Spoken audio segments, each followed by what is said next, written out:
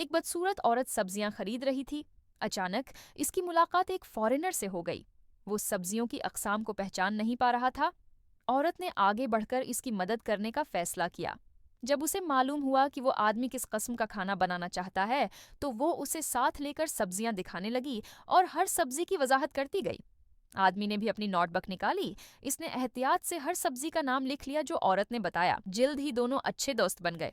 रुखसत होने से पहले आदमी ने शुक्रगुजारी के साथ औरत से उसका नाम पूछा और संजीदगी से अपनी नोटबुक में लिख लिया। औरत ने कहा कि वो जल्दी में है क्योंकि उसे घर जाकर अपने बेटे के लिए खाना पकाना है, इसलिए वो पहले ही चली गई। औरत ने सोचा ये बस एक इत्तेफाकी मुलाकात थी। इसे मालूम न था कि उसकी मुलाकात एक ऐसे अहम शख्स से हुई है जो बाद में उसके बेटे को 100 बिलियन का सौदा हासिल करने में मदद करेगा। अगरचे औरत बदसूरत थी, लेकिन उसका बेटा उस दिन एक पब्लिक कंपनी का सीईओ था। सीईओ को पता चला कि जेम्स, जो ग्लोबल चैम्बर ऑफ कॉमर्स का चेयरमैन था, एक 100 बिलियन के माहदे पर बातचीत के लिए आ रहा है। सीईओ भी उस तावन को जीतना चाहता था, क्योंकि अगर वो उस माहदे को हासिल कर लेता तो उसकी कंपनी अगली सतह पर पहुंच जाती।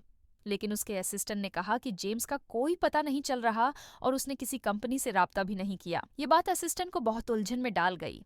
सीईओ का मानना था कि जेम्स अपनी शिनाख्त छिपा रहा है और खफिया तौर पर बोली लगाने वाली कंपनी की जांच कर रहा है।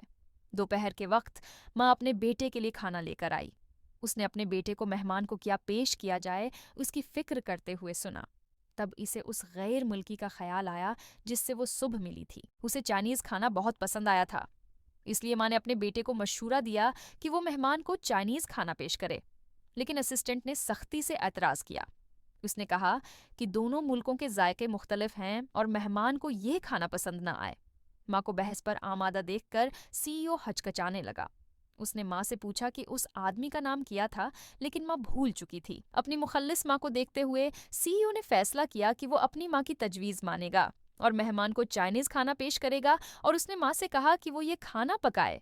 माँ ने पहले तो इनकार करना चाहा, लेकिन बेटे के हौसला अफजा अल्फाज सुनकर आखिरकार मान गई और मदद करने पर राजी हो गई। अगले दिन जेम्स के इस्तकबालिये की दावत थी। इसमें शरीक सभी मशहूर बिजनेस इलीट्स थे, लेकिन अपनी गुरूर में वो नहीं चाहते थे कि सीईओ इस तकरीब की मेजबानी करे। वो एतराज करना चाहते थे, मगर सीईओ की कंपनी अब इन सब की कंपनियों से ज्यादा कीमती हो चुकी थी, इसलिए उन्हें खामोश रहने के सिवा कोई चारा न था। फिर भी उनकी हर बात तंज और इश्तियाल से भरी हुई थी। सीईओ ने जब उनके मगरूर चेहरों को देखा तो सुकून से किसी को चाय लाने का हुक्म दिया। सीईओ को इतना बेपरवाह देखकर वो सख्त गुस्से में आ गए। उन्होंने सीईओ के पस मंजर का मजाक उड़ाना शुरू कर दिया। आखिरकार सीईओ ने जवाब दिया। इन लोगों को देखते हुए जो सिर्फ उसका मजाक उड़ाना जानते थे, उसने सुकून से कहा कि 3 साल पहले जब उसने अपनी कंपनी का बहरान हल किया था, तभी उनकी कंपनियां जवाल का शिकार होना शुरू हो गईं। ये सुनकर वो सब खामोश हो गए। इसी दौरान असिस्टेंट ने जल्दी से मेनू लाने का कहा। जब ग्रुप ने मेनू अपने हाथों में देखा तो इन्हें लगा जैसे सीईओ को मजाक उड़ाने का एक और बहाना मिल गया है। उन्होंने फौरन मेनू फाड़ डाला। उन्होंने सीईओ की कंपनी को सस्ता कहकर मजाक उड़ाया और उसकी माँ की शक्ल व सूरत पर भी तंज किया। जैसे ही सीईओ का गुस्सा काबू से बाहर होने लगा, उसकी माँ बैंक्वेट हॉल में दाखिल हुई। सबको उसे मजाक उड़ाते देखकर उसने फौरन अपना चेहरा ढांप लिया और निकलने की कोशिश की, इस डर से कि कहीं वो अपने बेटे के लिए शर्मिंदगी का बास न बने। ऐन उसी वक्त सीईओ ने उसका बाजू पकड़ लिया, लेकिन माँ नहीं चाहती थी कि उसका बेटा उसका एतराफ करे। उसने फौरन उनके रिश्ते का इनकार कर दिया। अपनी हचकचाती माँ को देखकर सीईओ ने संजीदगी से सबके सामने अपनी माँ का तारुफ करवाया, लेकिन जवाब में उसे जालमाना हंसी मिली। उन्हें लगा कि उसकी माँ के हाथ का बनाया हुआ खाना यकीनन मिस्टर जेम्स को पसंद नहीं आएगा। उनका यकीन था कि सीईओ के पास ये डील हासिल करने की कोई उम्मीद नहीं है, इसलिए उन्होंने कहा कि अपने तहाइफ पेश किए जाएं। जब सब ने अपने तहाइफ निकाले तो वो लाखों डॉलर मालियत की कदीम नवादरात निकले।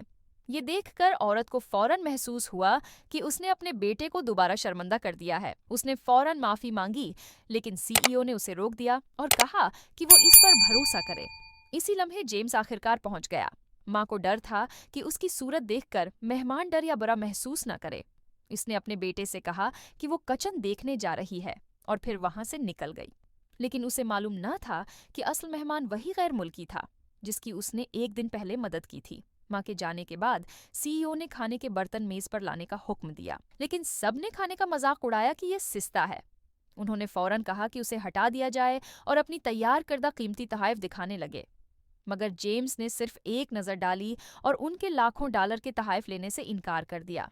इसी लम्हे औरत वो खाना लेकर अंदर आई जो उसने खुद तैयार किया था, लेकिन सबने इसका भी मजाक उड़ा दिया। वो फौरन वहां से निकलना चाहती थी, लेकिन जेम्स ने उसे पहचान लिया। उसने फौरन उसे रोका और उसका हाथ थाम लिया। इसी लम्हे औरत ने भी आखिरकार जेम्स को पहचान लिया। इसे यकीन ही नहीं आ रहा था कि उसके बेटे का मेहमान वही शख्स है जिससे वो बस कल ही मिली थी। सब लोग हैरत से जेम्स को देखने लगे। औरत ने उसे खींच कर बैठाया और कहा कि उसका बनाया हुआ खाना चुखे। ये सुनकर कि ये खाना उसी औरत ने बनाया है, जेम्स हैरत से बर्तनों को देखने लगा। एक नवाला लेते ही उसने उसके खाने की तारीफ करना शुरू कर दी और रखने का नाम न लिया। जेम्स को इतना खुश देखकर बाकी सबके दिल जल गए। वो फौरन कहने लगे कि उसका बनाया हुआ खाना गैर सेहतमंद है। ये सुनकर जेम्स शदीद गुस्से में आ गया। इसने सबको उनकी बदतमीजी पर डांटा और फैसला किया कि उन्हें चेंबर से निकाल दिया जाए और वो आइंदा उनके साथ कभी काम नहीं करेगा। उन्होंने मंद समाजत की, लेकिन जेम्स ने कहा कि पहले वो इस औरत से माफी मांगे। उन्हें यूं आजिजी से गड़गड़ाते देखकर औरत ने आखिरकार उन्हें माफ कर दिया और जेम्स से उनके हक में सिफारिश की। ऐसी नेक दिल औरत को देखकर जेम्स ने वादा किया कि वो उन्हें चेंबर से नहीं निकालेगा, लेकिन ये डील उनके हिस्से में नहीं आएगी। उसने 100 बिलियन का ऑर्डर सीईओ की कंपनी को दे दिया। कहानी को सिर्फ देखो मत, उसे हमारे साथ जियो। सब्सक्राइब करो और इन लम्हों को कभी मत गनवाओ जो दिल को छू जाएं।